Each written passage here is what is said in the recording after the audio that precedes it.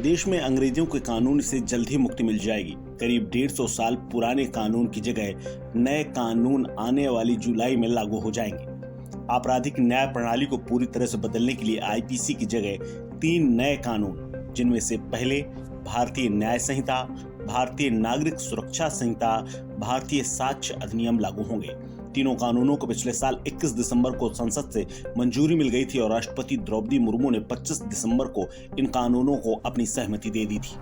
केंद्रीय गृह मंत्रालय द्वारा तीनों अधिसूचनाओं के अनुसार नए कानूनों के प्राविधान 1 जुलाई से लागू हो जाएंगे। ये कानून गुलामी के समय के भारतीय दंड संहिता, दंड प्रक्रिया संहिता और 1872 के भारतीय साक्ष्य अधिनियम की जगह लेंगे। खास बात यह है कि भारतीय न्याय द्वितीय संहिता, भारतीय नागरिक सुरक्षा संहिता द्वितीय और भारतीय साक्ष्य द्वितीय विधेयक 1860 के भारतीय दंड संहिता यानी आईपीसी, 1973 के दंड प्रक्रिया संहिता यानी सीआरपीसी और 1872 के भारतीय साक्ष्य अधिनियम यानी आईईसी का स्थान लेंगे। केंद्रीय गृह मंत्री अमित शाह ने पिछले साल संसद में इसे पेश किया था और ये कहा था कि नए कानून भारतीय संविधान और लोगों की भलाई पर जोर देते हैं। उन्होंने कहा था कि नए कानून तकनीक के उपयोग को प्रोत्साहित करते हैं और जांच, अभियोजन और न्यायिक प्रणाली में फॉरेंसिक विज्ञान को अधिक महत्व देते हैं। शाह ने यह भी दावा किया था कि 3 कानूनों के तहत सभी प्रणालियां लागू होने के बाद भारतीय आपराधिक न्याय प्रणाली 5 सालों में दुनिया की सबसे उन्नत प्रणाली बन जाएगी।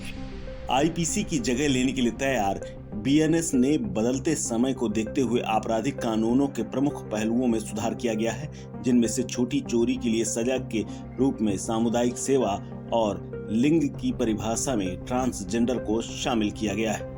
तीनों कानूनों का उद्देश्य विभिन्न अपराधों को परिभाषित करते हुए उनके लिए सजा तय करके देश में आपराधिक न्याय प्रणाली को पूरी तरह से बदलना है। सरकार ने इसकी औपचारिक घोषणा पहले ही कर दी थी।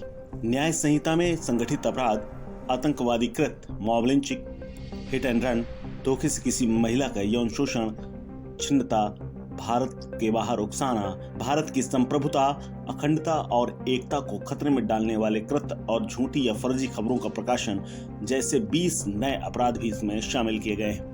नए कानून आतंकवाद के दायरे को बढ़ाएंगे और मॉब लिंचिंग और नाबालिगों से बलात्कार के लिए मौत की सजा का प्रावधान करते हैं।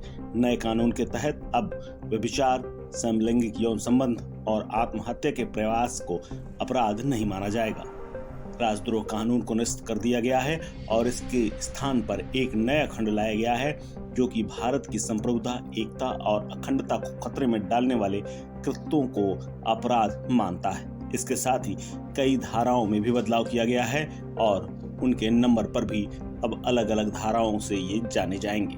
जैसे हत्या में 302 अब नहीं लगेगा। इसके अलावा 420 जो कि धोखाधड़ी और आर्थिक अपराध में लगती है, उसे भी अब खत्म करके उसको नए नंबर दे दिया गया है। इस खबर में फिलहाल इतना ही। अपडेट्स के लिए बने रहिए वन इंडिया हिंदी के साथ।